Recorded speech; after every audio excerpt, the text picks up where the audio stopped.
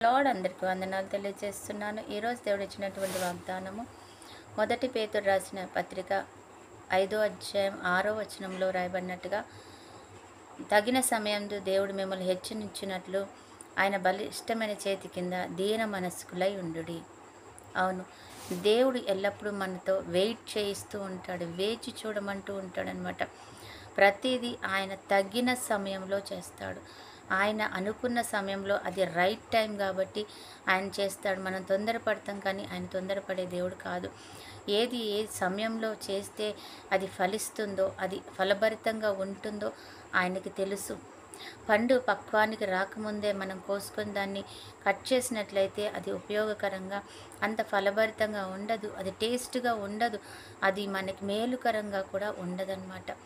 అది పరిపూర్ణంగా పక్వానికి వచ్చినప్పుడే మనం దాన్ని తీసుకొని తింటే అది ఎంతో రుచికరంగా ఉంటుంది, మనకు మేలుకరంగా ఉంటుంది.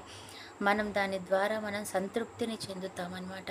అందుకనే దేవుడికి తెలుసు ఏ సమయంలో నీకు చేయాలో, అది ఏ టైంలో అయితే నీకెంతో మేలుకరంగా ఆశీర్వాదకరంగా ఉంటుందో దేవుడికి తెలుసు. కాబట్టి దేవుడు ఆ రీతిగా మనల్ని ఆయన వెయిట్ చేయమంటాడు. వేచి చూడండి, అది దానికి ఒక సమయం ఉంది. ఆ సమయంలో మాత్రమే మీరు దాన్ని పొందుకోగలరు. ఆ సమయంలో పొందుకుంటేనే దానికి మేలు అన్నది ఉంటుంది అని దేవుడు ఆలోచిస్తున్నాడు అనమాట. నిజమే, యోసేపుని దేవుడు జైల్లో రాజుగారికి వెంటనే వెళ్ళి చెప్పు, నేను అన్యాయం చేయలేదు, ఏమీ చేయలేదని చెప్పి పానదానికులకి వెళ్ళి చెప్పమంటాడనమాట. అప్పుడు చెప్తే రాజుగారు విని ఊరుకుండొచ్చు. అప్పుడు చెప్తే రాజుగారు ఏదో ఆయన విని సర్లే తర్వాత చూద్దాంలే అని ఉండొచ్చు. కానీ ఆయన వెయిట్ చేయించాడు, చాలా వెయిట్ చేయించాడు. ఎందుకంటే రాజుకు ఒక కళ రావాలి. ఆ కళలో దాని భావము ఆయన మర్చిపోయి దాన్ని అందరినీ అడగాలి. ఆ సమయం రావాలి. అది ఎవ్వరు చెప్పలేనప్పుడు యోసేపు బయటకు రావాలి. ఎలా బయటకు రావాలో తెలుసా? కళలకు అర్థము చెప్పే గొప్ప యోధుడిలాగా బయటకు రావాలి. ఏదో అన్యాయం చేసి రిక్వెస్ట్ చేసుకునే ఒక సామాన్య మానవుడిలాగా బయటకు రావడం కాదు.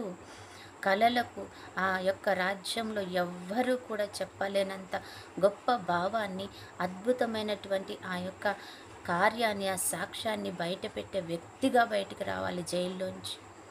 అవును, అందుకని ఆ రాజు ఆయనను పిలిపించినప్పుడు అద్భుత రీతిగా వచ్చి ఆయన ఆ కళ భావాన్ని చెప్పినప్పుడు రాజు ఆయన ముందు నిజంగా ఎంతగానో తగ్గించుకుంటాడు. నీలాంటి వ్యక్తి నా రాజ్యంలో ఎవ్వరూ లేరు, ఇటువంటి వ్యక్తి లేరు. కాబట్టి నువ్వు ఉండాల్సింది జైల్లో కాదు, ఇదిగో నా ప్రక్కనే, నా సింహాసనం పక్కనే నీకు ఒక మంచి ఆసనాన్ని వేస్తున్నాను, దాని మీద నువ్వు కూర్చోవాలన్నాడు.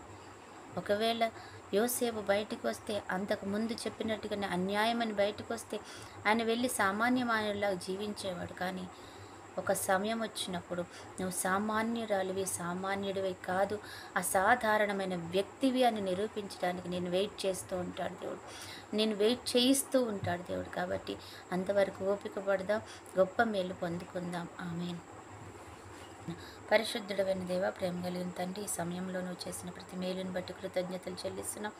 నువ్వు ఇచ్చిన చక్కటి ఆధారాన్ని బట్టి వందనాలు నాయన. నువ్వు మాట్లాడుతున్నావు తండ్రి. ప్రభు యేసయ్య, సమయం ఉన్నది, ఓపిక పట్టు, సమాధానంతో ఉంటావని వాగ్దానం చేస్తున్నావు. కాబట్టి మేము ఓపికకు, ఆశతో ఎదురు చూస్తుండగా గొప్ప మేలు మేము పొందుకుందాము గాక అంటున్నాం తండ్రి.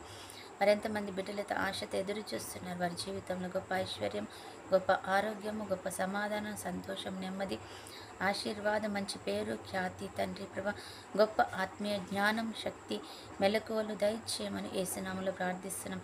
అలాగే ఈరోజు బర్త్డే, మ్యారేజ్ డే జరుపుకున్న ప్రతి బిడ్డను కూడా మీరు దీవించి ఆశీర్వదించమని, ఘనత ప్రభావాలు పొందుకోమని యేసయ్య శ్రేష్ఠ నామంలో ప్రార్థించి అడిగి వేడుకుంటున్నాము తండ్రి.